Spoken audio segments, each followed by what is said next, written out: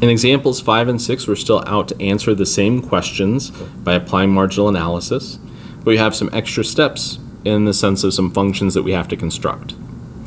In example 5, when a company charged $525.95 per unit for a particular product, they sold an average of 685 units. When they charged $362.53 per unit, they sold an average of 1,068 units. Assuming that relationship between price and demand is linear, we want to use Symbolab to find the price demand function for this product. So we'll use that line through command. We'll enter demand as our independent variable.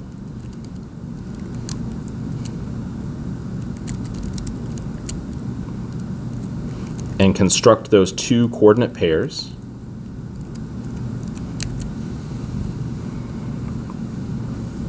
To generate our price demand function.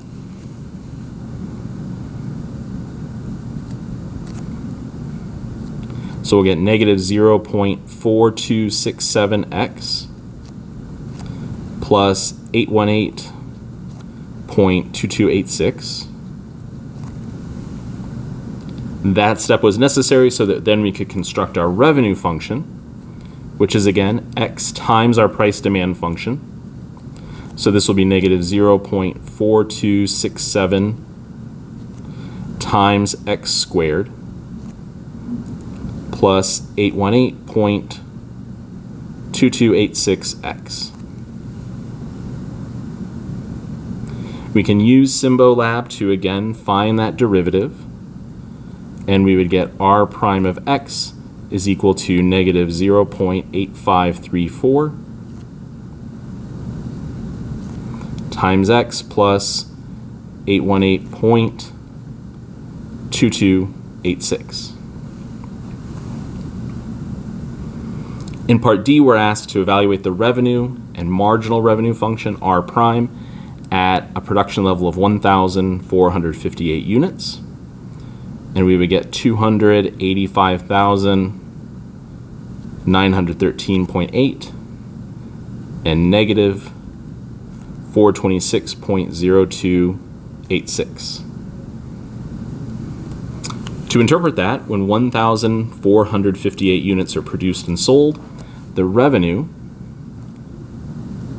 is $285,913.80. And since our marginal revenue value is negative, that's decreasing at a rate of $426.03. If production is increased by 1 unit to 1,459, then we would see total revenue drop, and that approximation for that total revenue should be $285,487.77 by again adding, or in this case subtracting, those two values that we found in part D.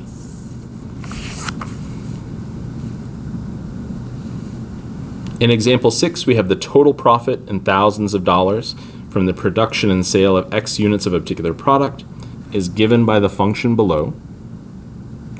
We want to first find the average profit function, which would be P bar of X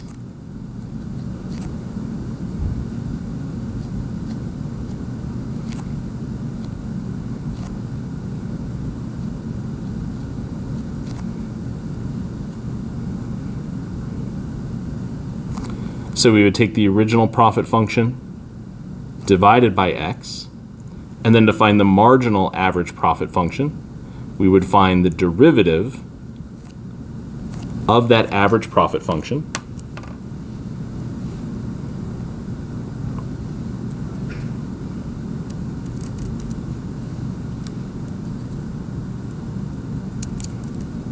So we'd use that fraction bar again and enter now this average profit function that we've constructed.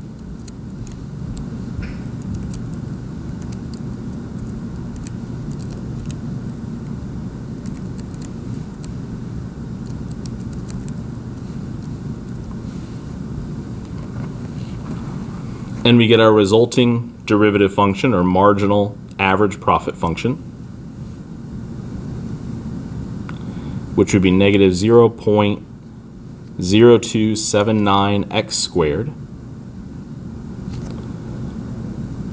plus 126.1449. And all of that over x squared.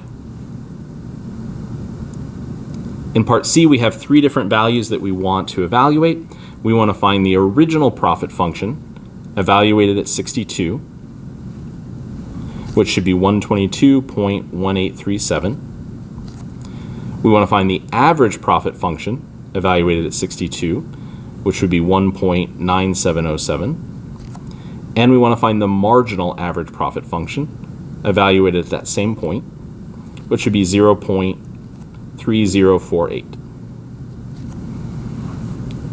Before we get into that interpretation step, we're going to go back up and draw our attention to the fact that total profit is given to us in thousands of dollars. So for the purpose of completing our interpretation, we need to think about multiplying each of these values by 1,000,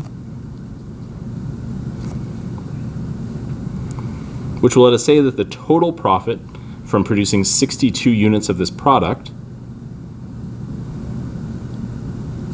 is $122,183.70, and the average profit per unit is $1,970.70.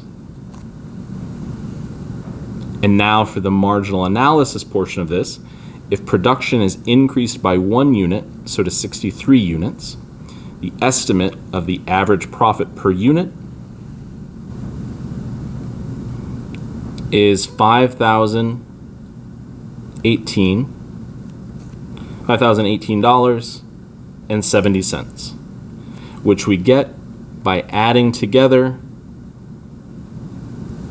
the average profit and the marginal average profit. Actually, wait, that's wrong. I just realized I made a mistake in my notes. I converted one of those values wrong in my head or on my notes when I did that. So this should actually be, let me clarify here, 1.9707 plus 0.3048, which would total together to give us $2,275.50 once we add those and multiply by 1,000 for that unit conversion.